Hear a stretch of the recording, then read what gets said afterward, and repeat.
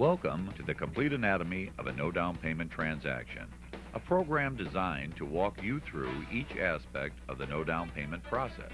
Throughout this program, you'll learn more about various forms, which are important tools in the Carleton Sheets system of investing. For your convenience, we have included those sample forms in filled-out fashion. You can find these blank forms in your legal forms portfolio, in your course manual, or on computer disk if you are an owner of the Carleton Sheets Computer Toolkit. You are free to print out or reproduce and utilize these forms for your own personal use. If you are not a Real Estate Computer Toolkit user, stay tuned for more information at the conclusion of this program. Now, Carleton Sheets and the Professional Education Institute proudly present the Complete Anatomy of a No Down Payment Transaction.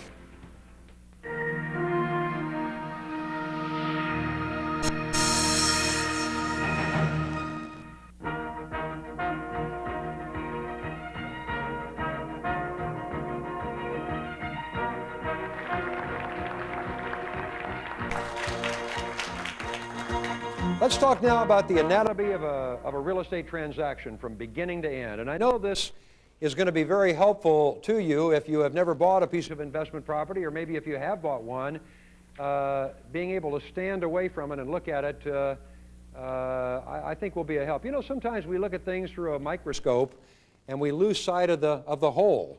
And so what we're doing now is taking a macro view, if you will, of the whole process. The cycle could begin any number of ways. We have talked in my home study course about 9 different ways to generate leads for properties that you might purchase.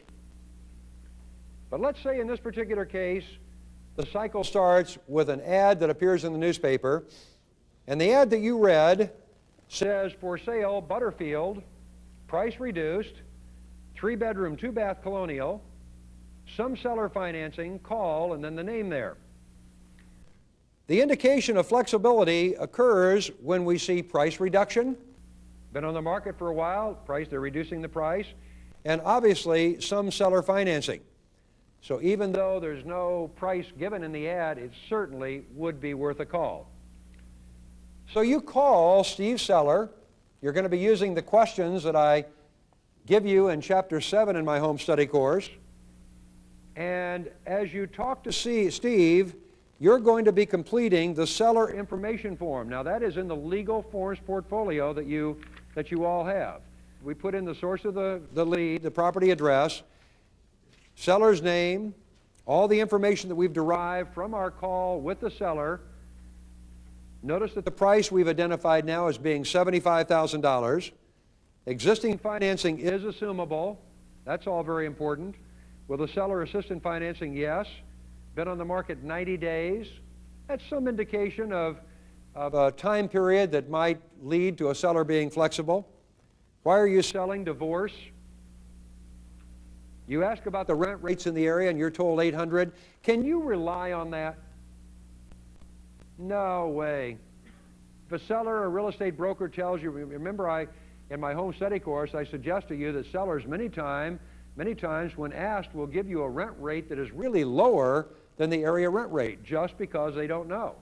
Sometimes brokers will exaggerate the area rent rate because they're trying to encourage you to buy the property. In neither case should you accept what they say as gospel. You need to do some research. So you fill out this seller information form, and based on the information you get, is this one that you would follow up on? Oh, I think so.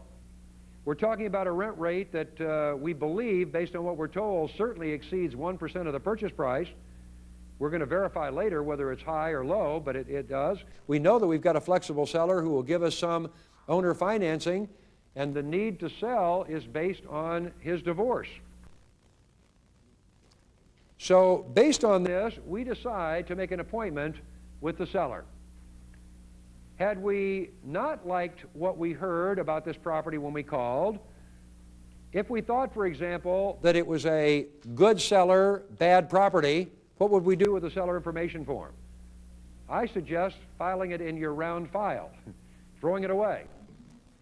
If it's a bad seller, good property, we might want to file this in a separate file folder to follow up with, maybe in 4 or 6 weeks, to determine whether the seller's situation has changed during that period of time. But based on what we developed over the telephone, now we're going to pay a visit to the property. We want to take along with us the buyer's property inspection report and the property analysis form. They are also in your legal forms portfolio. So we go to the property and we inspect it. We inspect the building exterior. We inspect the interior. We've discovered, with the help of the seller, that the air conditioning is going to go anytime, and sometimes you'll get people that are honest about that. So we put down that there's an estimated cost of repair here of $310. We've also made a note here that we're probably going to have to paint 3 bedrooms and 1 bath. That's going to be a cost to us. We've got a mirror that's cracked, and we know that we're going to have to clean the carpets. So that's generally all we're going to have to do to the property to get it in rentable condition. At the same time we're visiting the property, we fill out the property analysis form.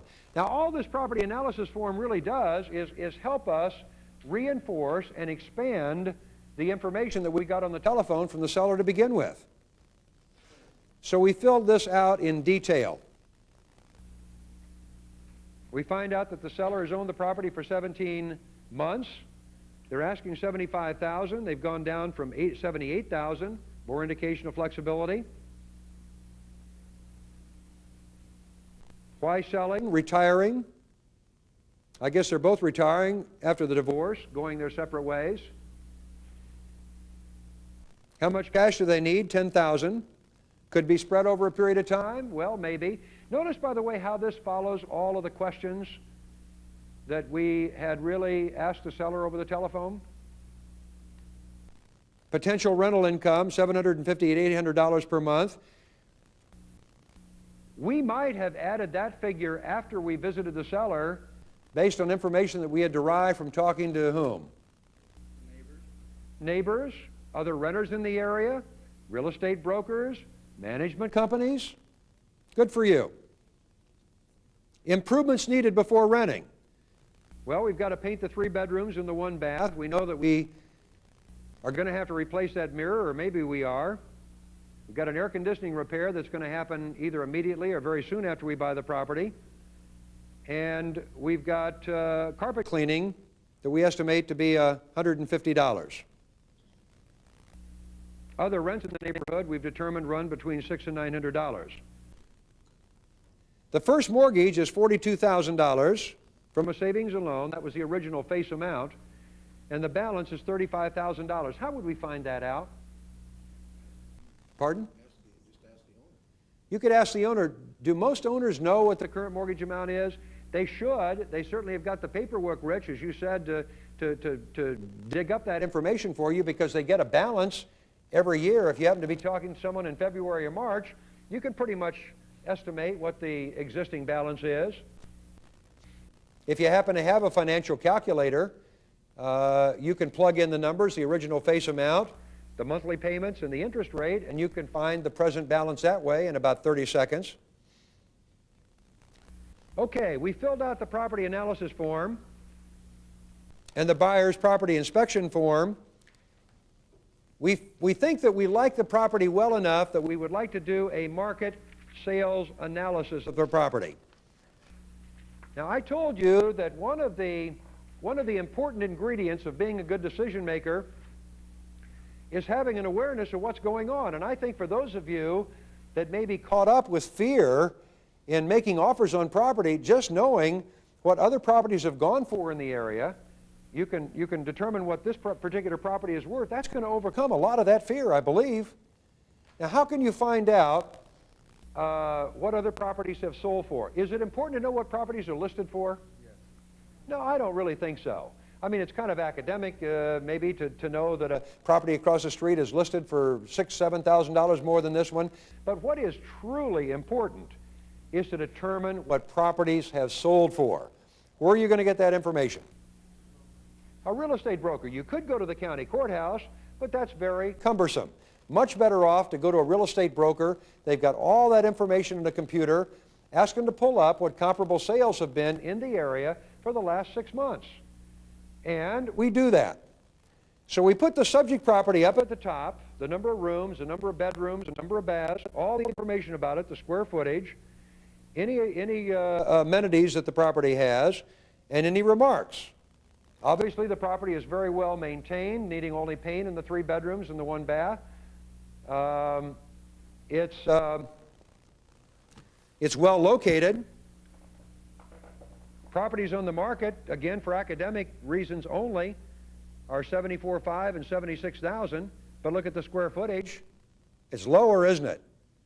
Any particular amenities with these? No.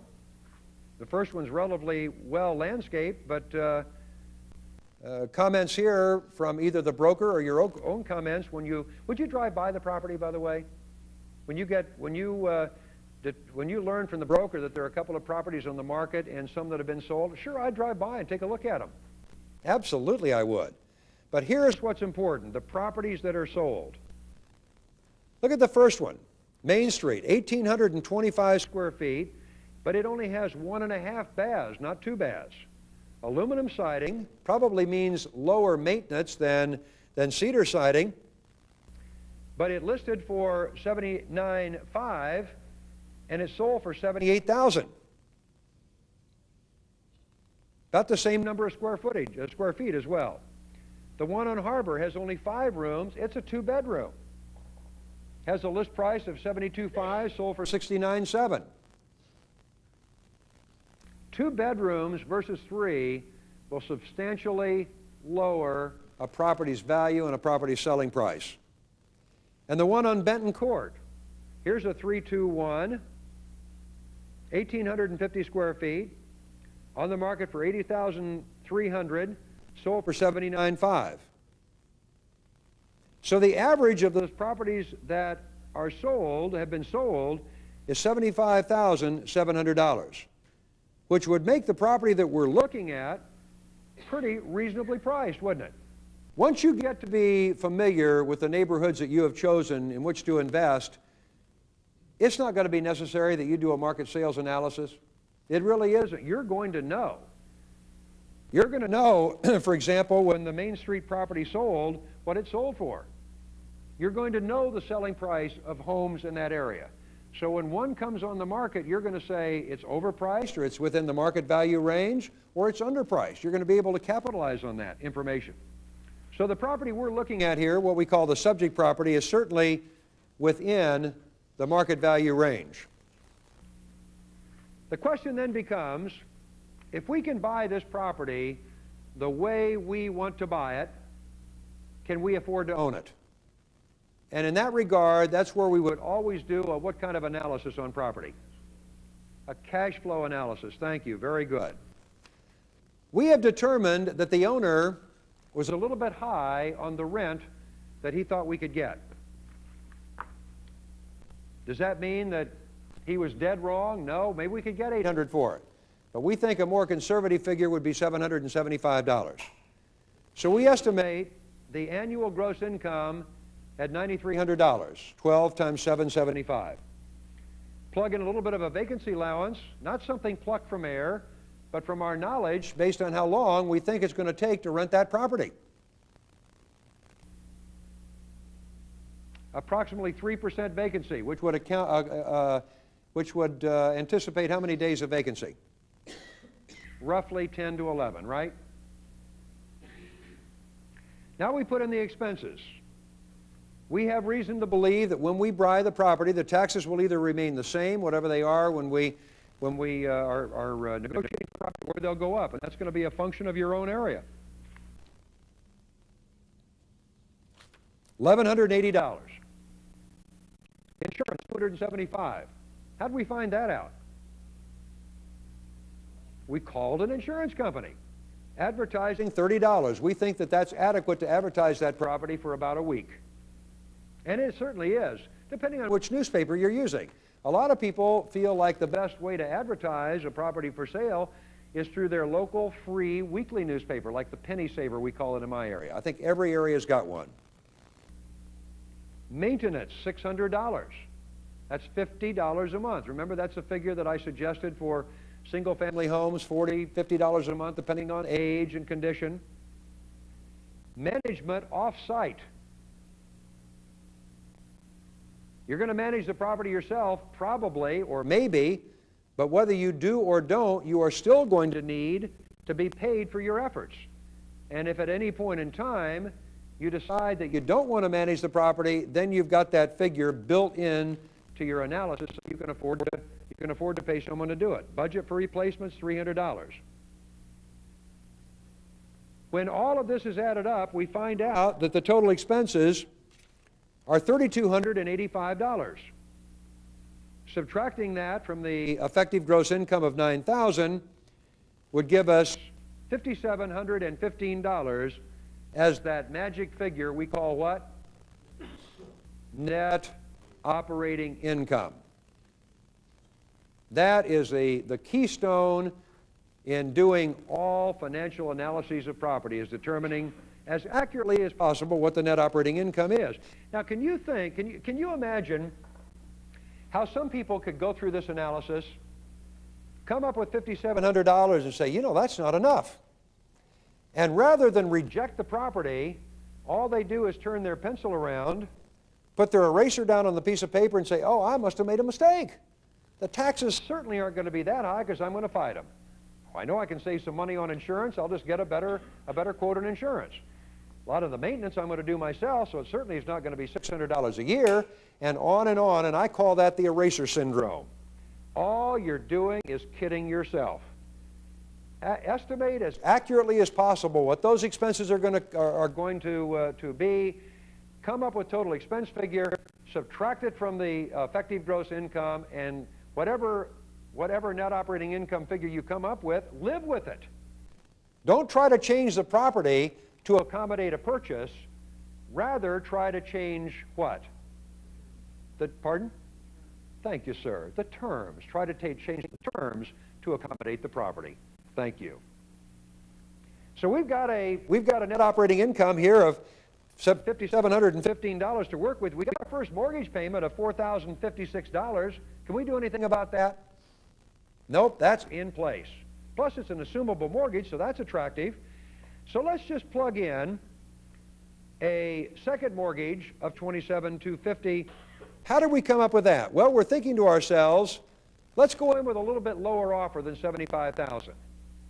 And instead of offering the seller $10,000 in cash, let's offer them a note. Well, that would leave $27,250 as a second mortgage for the seller to take. How much interest is left to pay on that note? As we say, we adjust the terms to accommodate the net operating income. Well, we could afford to pay 6% interest on that $27,250 note. That would cost us $1,650 a year. And when you add $4,056 and $1,650, that comes up with total debt service of $5,706. Subtracting that from $5,715, that gives us a $9 positive cash flow. Don't laugh at that. That's over 70 cents a month. We sure want to reject this one, don't we? Or do we? If you could buy a piece of property that had a break-even cash flow, where the prospects for long-term ownership are excellent, it's in a good neighborhood, we know that rents are increasing, we know that we build in a management fee for ourselves, wouldn't this represent a darn good investment, especially when we know, remember we were talking in the basic home study course about creating wealth out of thin air. You've got equity build up on the first mortgage. You've got tax benefits from buying the property. This could be an excellent investment with a break-even cash flow. Now, people make their mistakes, in my opinion, for going through all of this exercise, coming up with maybe a $900 or $1,000 negative cash flow and say, oh, I'm going to buy it anyway because I'm guaranteed that rents are going to go up. Or I know I can cut expenses. Again, don't kid yourself. There's no guarantee that rents are going to go up. But in a worst case scenario here, rents are at least going to stay the same. and we've got a break-even cash flow. So we've accomplished what we needed to accomplish. That is, we've determined how much we could pay the seller in the form of a second mortgage given the net operating income we've got to work with. Are there any other alternatives available to us in this property other than just offering the seller a second mortgage for $27,500? Oh, you know, go back and review the 25 techniques for buying property creatively, no money down. There's all kinds of things we could do here. Now, the fact that the seller is divorcing probably means that they might not be amenable to a lease option. They might not like a contract for deed, although we won't know until we ask. But we could offer them a wraparound mortgage, couldn't we? We could offer them a mortgage with 0 interest. You know, when we make payments on a mortgage where we're paying 0 interest, you know what those payments are called? If you want to make a note, they're called direct principal reduction payments.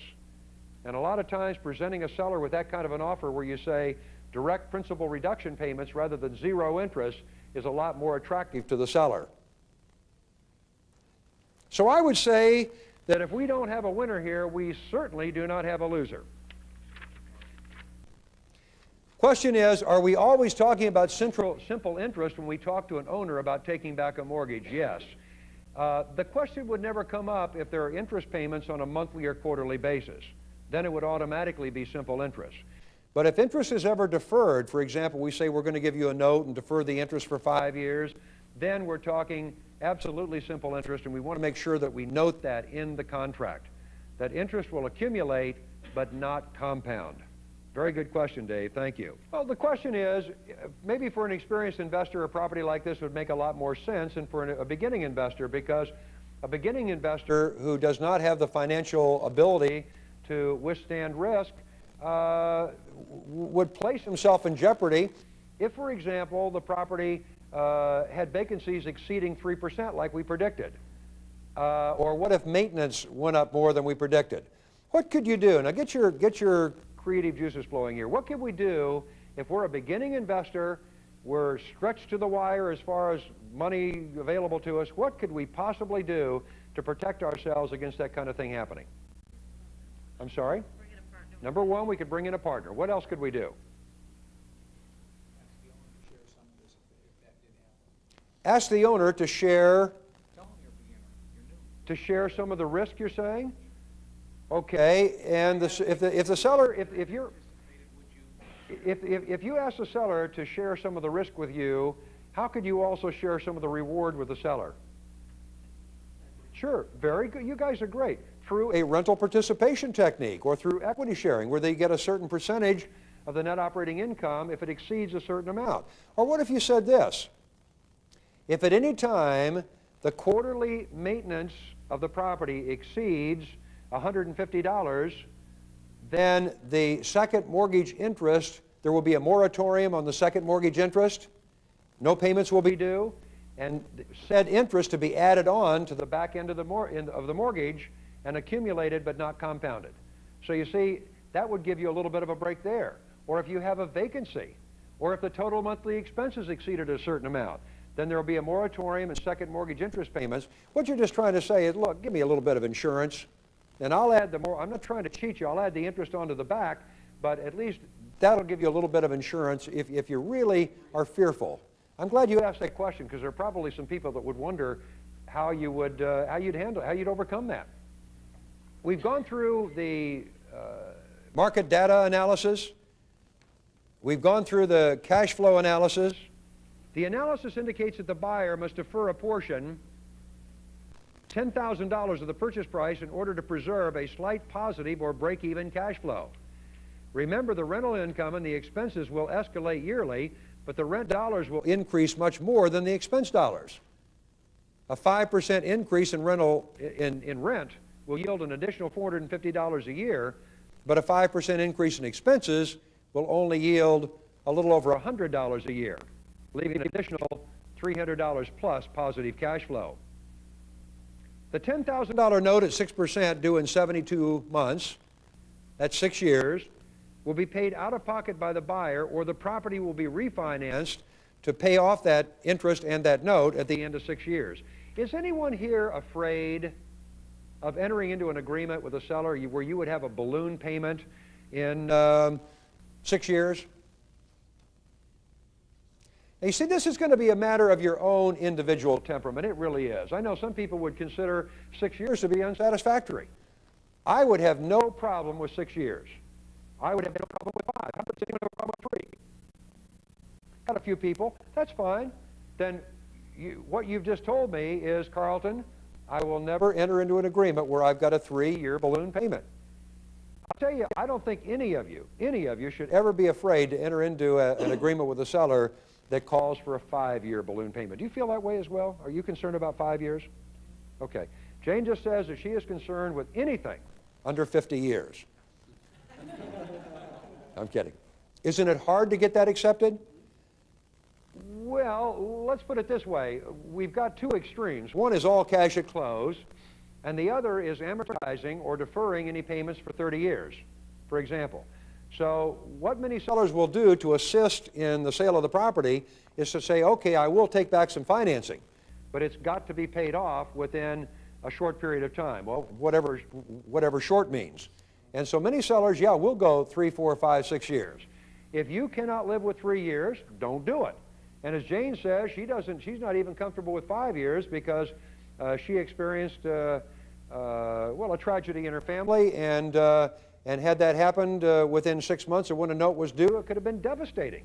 So if you're going to get a balloon payment and live with a time period where you're a little bit uncomfortable, at least have a backdoor clause.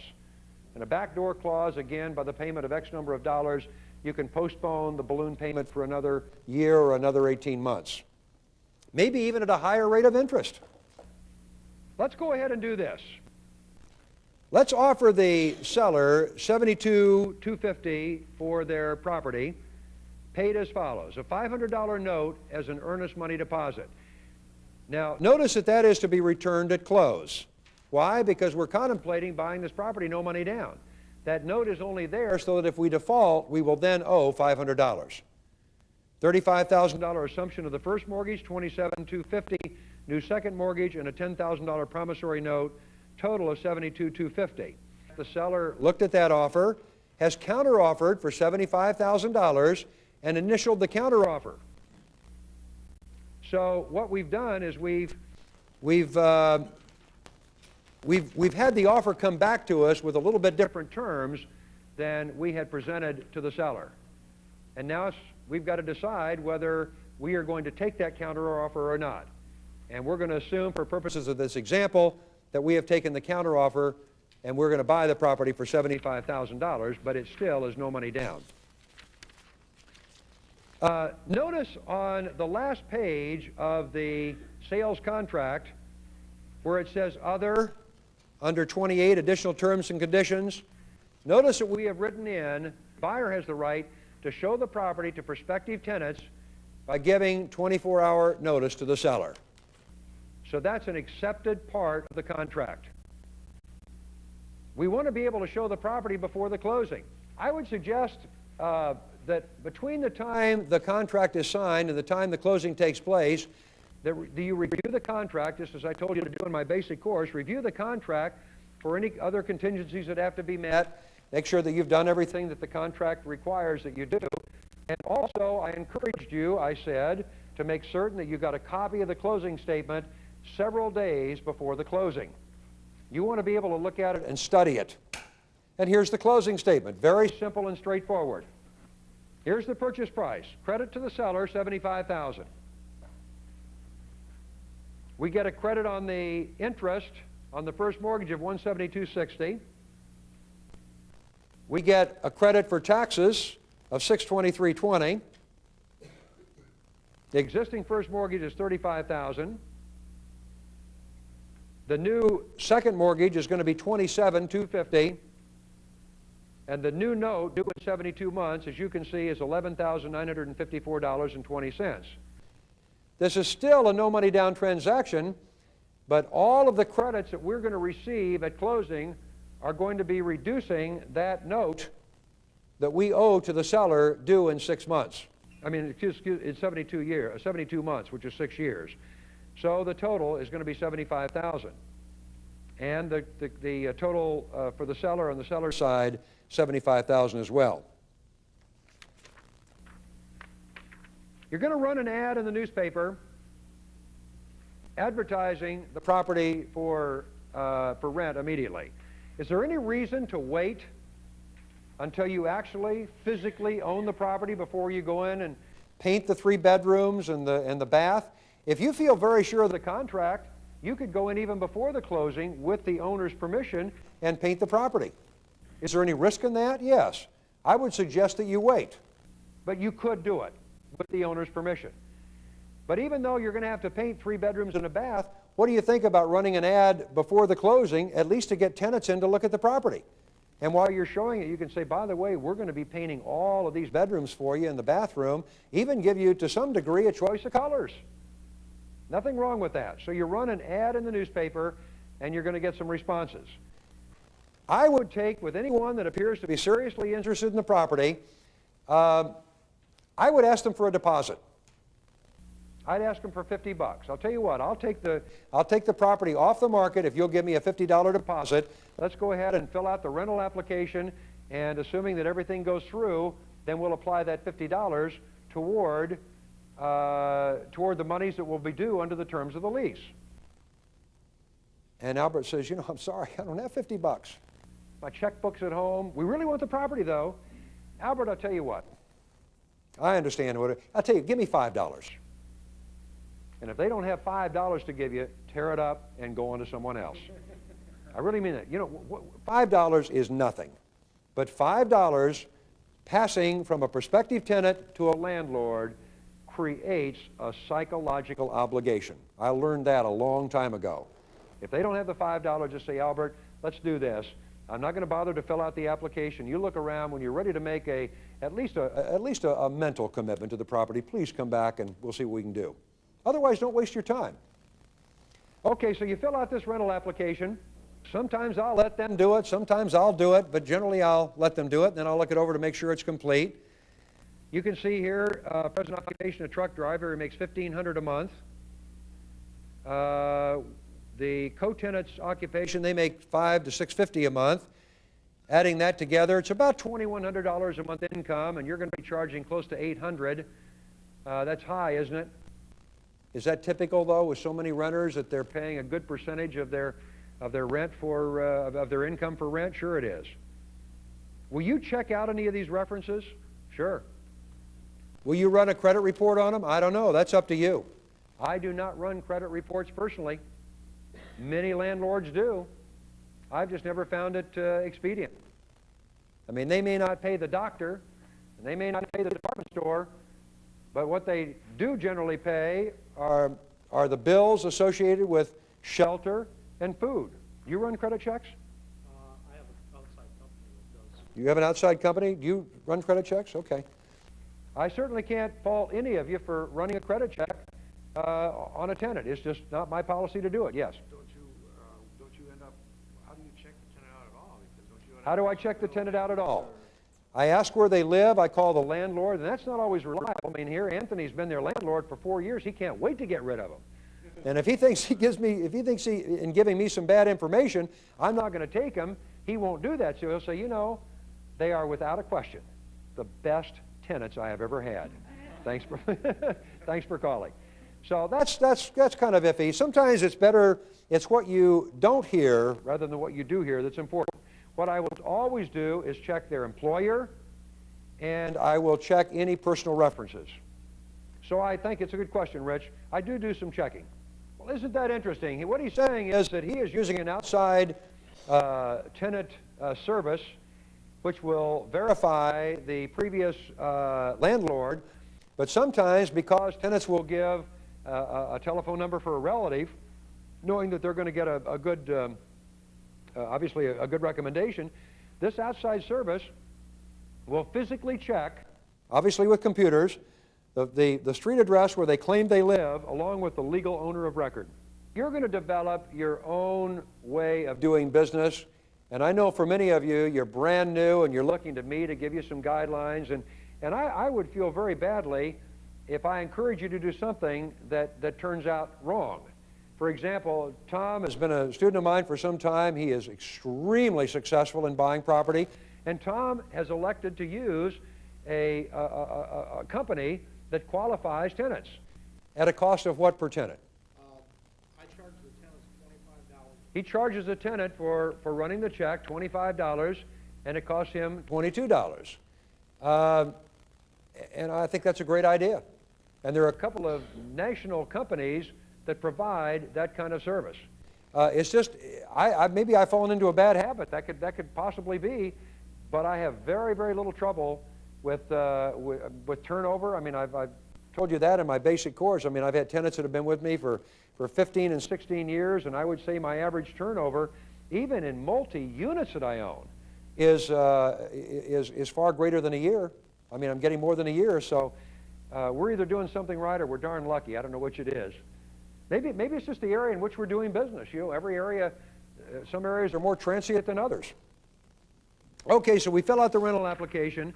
We do whatever we think is necessary to verify that information, and assuming they are accepted, we go ahead and fill out the residential lease agreement. Now, this residential lease agreement is the same one that's in your legal forms portfolio. Notice that the rent is shown as $875. And then in section number 4, there's a discount. Time is of the essence. If it's paid by the close of business on the 4th day of the month, it will be $775. We have an indemnification deposit of $825. That's just another name for a security deposit. The reason I changed that in the lease real quickly is because a number of years ago, the IRS changed their policy on how they treat security deposits. And they said that security deposits are nothing more than income to the tenant, to the landlord, possibly being offset by expenses to be incurred at a later date. Well, that's baloney. I mean, it's not income to me. Matter of fact, I put those security deposits in a separate account. So in order to get around it, I contacted a lawyer, and he said the best way to handle it is to call it something different. So here it is. It's an indemnification deposit. So we fill out the rental lease agreement. Would we do this, by the way, before we own the property? I don't think there's much of a danger in that. I mean, we're not the legal owners right yet, but there's no indication that we will not be. Do we have recourse against the seller if they don't go through with this? Sure we do. We've got a binding contract to buy their property. Question is, if the deal falls through and it's not the seller's fault, whose fault could it be? Mine? Yeah, let's say that the deal doesn't go through for any reason, for some reason. Does the tenant have recourse against me? Absolutely he does. Absolutely. He's got recourse against me for the money that he paid to me. He's got recourse of me for breach of lease. And he could seek monetary damages in a court of law. Do I have any recourse against the seller if it's his fault? Sure I do.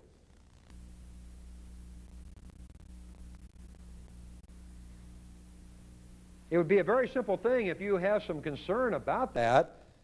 Obviously, the lease cannot begin before you legally own the property, so you're going to date it the day following the closing, assuming that's when the seller is going to seek occupancy. If there's going to be a gap between the time you buy the property and the time the tenant is going to be occupying the property, go ahead and get the lease signed after you own the property, but before they move in.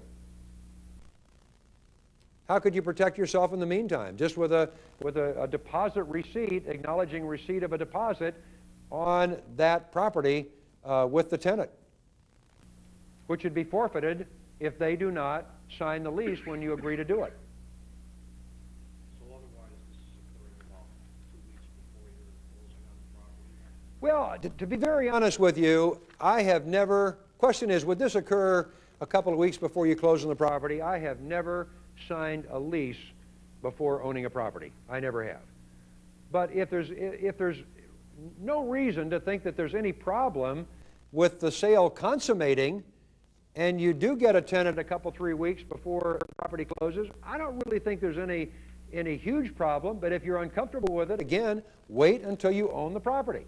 Just say the property will be, I'll be taking legal title of the property myself within 2 weeks or 3 weeks, and here's a receipt for your deposit, and at that point in time, we will sign the lease, and you'll move in as we have discussed on the first of the following month or whatever.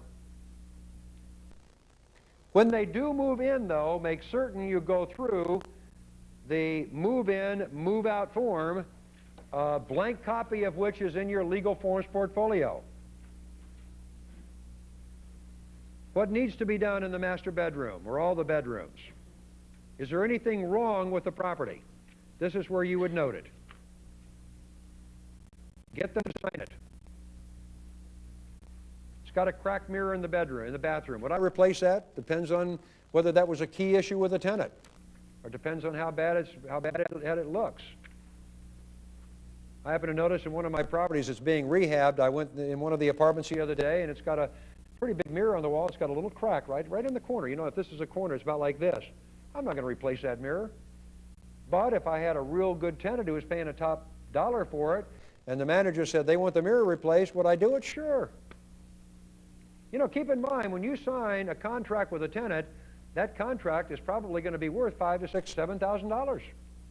Take the monthly figure, multiply by 12, and that's a sizable piece of business.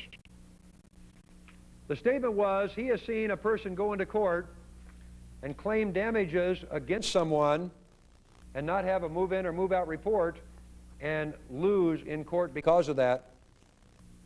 I mean, you could carry this to an extreme. I mean, you could use a video camera, you could use snapshots, but at the very least, use that move-in, move-out form, at the very least. Would you potentially be liable, is the question, if someone hurt themselves as a result of that cracked mirror? Yes. I think absolutely. If they could show negligence on your part, that you didn't keep the building in good repair, or there's some part of it that was in disrepair that caused the accident or resulted in an injury, I think absolutely you could. So that would have to be taken into consideration. You know, there's a lot of fear that exists on people's part about the liability connected with real estate, and I obviously think there is liability, or I wouldn't have a $3 million liability policy.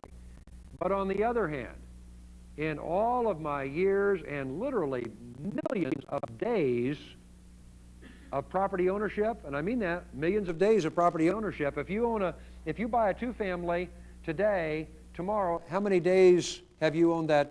How many days or apartment days have you owned property? You got 2 apartment days, right? Because you own a two-family. Well, I literally have millions, and I've only been sued one time by a person who hurt themselves on a gate, and I turned it over to my insurance company, and they settled out of court. Not my fault, but they did, and that was the only time in all these years. Now, I'm sure we could find people that have been sued 8 or 10 times, but maybe I'm just lucky. I don't know. But, you know, use common sense, the prudent man rule. Well, there you have it, the anatomy of a transaction, all the way from the time you see the ad up to the time you rent out the property and have a move-in, move-out form. And I think sometimes, you know, as we try to progress ahead in our real estate investing, and sometimes we do incur fear as we look at one little section of investing through a microscope. What I've attempted to do here is to stand away from it and give you an overall view of the whole real estate investing and rental process, and I hope it's been helpful to you in overcoming fear and maybe getting a better perspective on how it operates. So, good luck. Yes. Thank you.